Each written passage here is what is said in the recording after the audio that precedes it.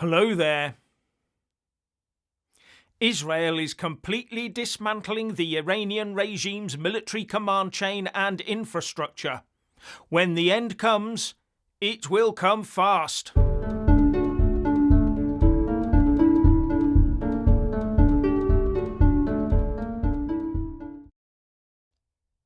The Iranian regime and its thuggish Islamic Revolutionary Guard Corps, the IRGC, are thoroughly hated amongst the vast majority of ordinary Iranians.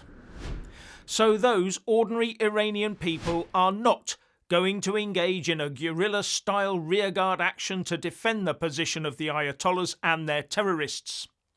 No, they'll be waiting for their opportunity to rise up and complete the job the IDF started. While the IDF concentrates on finishing off the last of the IRGC, if they decide to hang around, and destroying every last centrifuge and test tube of the Ayatollah's nuclear weapons program. And the Israeli Prime Minister Benjamin Netanyahu is paving the way for just that. I believe in you. I respect you. I admire you. I know your achievements. I know your potential. I know that Iran can be great again. It's a great civilization. And this theological thuggery that has kidnapped your country will not stand for long. And you are the future, not them. That's my message to you, people of Iran. And further, as Douglas Murray said over 13 years ago, when Israel is pushed to the situation it will be pushed to, of having to believe they mean it, and when every bit of jiggery-pokery behind the scenes runs out, and when the UN and distinguished figures have run out of time, and Iran is about to produce its first bomb, Israel will strike. Every single country, including this one, people from our elegant diplomatic service, people from America, everyone will condemn Israel. Everyone in the Middle East will condemn Israel. And they will go back to their homes and they will say in private, thank God for Israel. The Saudis, the Bahrainis, the Egyptians, the Libyans, the Lebanese, everybody will say thank God they did it. Because nobody else would. The proposition being put before you tonight is that you have a choice between war and an Iran with the bomb. You have a choice, as has been said before, between war and dishonor. You'll choose dishonor this evening and you'll get war. You have the choice between a war with a nuclear Iran or a war at some point with an Iran that is not nuclear, which you stop from ever being nuclear, and hope that in stopping that regime, in embedding itself, you will give the Iranian people the best chance they will have of overthrowing that regime. But as I say, thank God this doesn't rely on you or any Europeans, because you've made the same mistake before, and nobody should trust you to get it right this time. But as I look around now, most people are not quite as vehemently opposed to Israel striking the Iranian regime's nuclear program as Douglas Murray predicted. Yes, some are, but many are staying very subdued.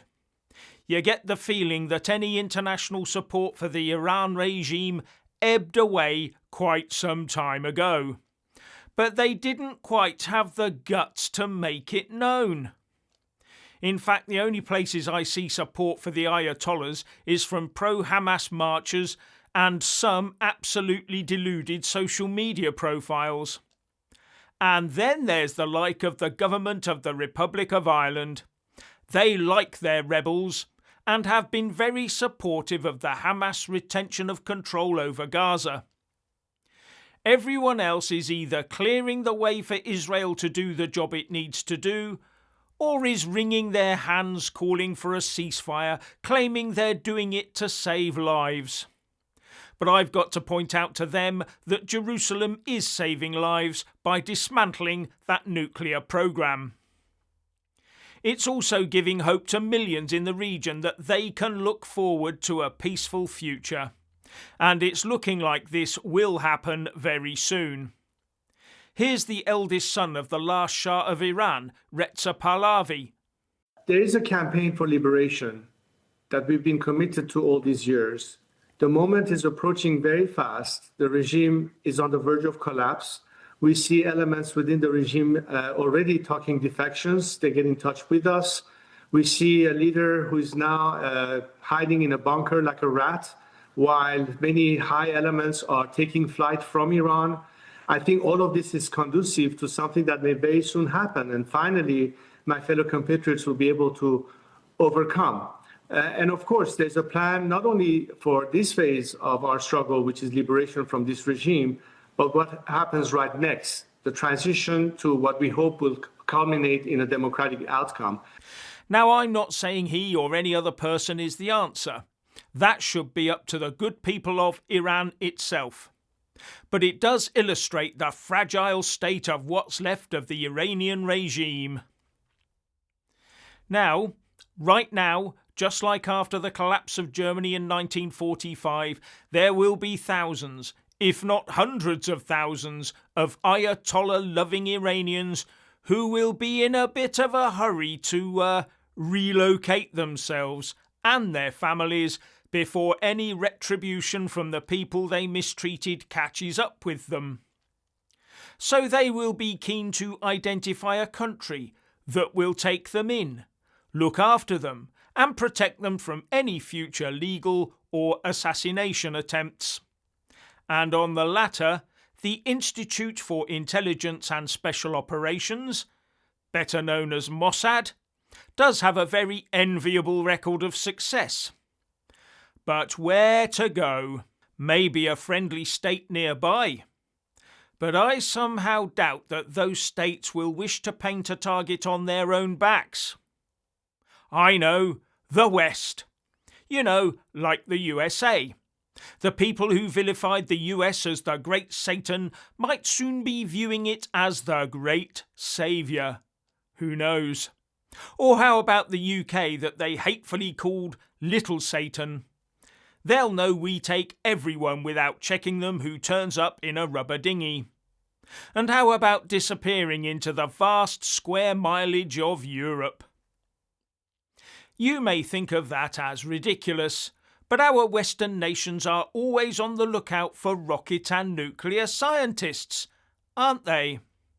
Let's start a conspiracy theory running right now, shall we?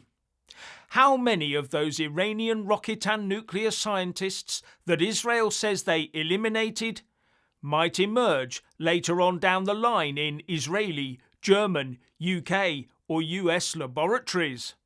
You heard it here first. A new Operation Paperclip, if you like. At the end of the Second World War, the US took 1,600 top-level German scientists and technicians back to America to boost their weapons programs, an op called Operation Paperclip. Having looked at some of the zany but successful military operations over the decades, nothing would surprise me now. Now, the pro-Iran regime, Hamas, Hezbollah, Houthi terrorist sympathisers are still out there saying that this is all propaganda and that very shortly Iran will come out and completely destroy Israel. If Iran had that capability, it would already have happened. Finally, please like, subscribe and comment below, and a big shout out to our Patreon supporters, and thank you for watching.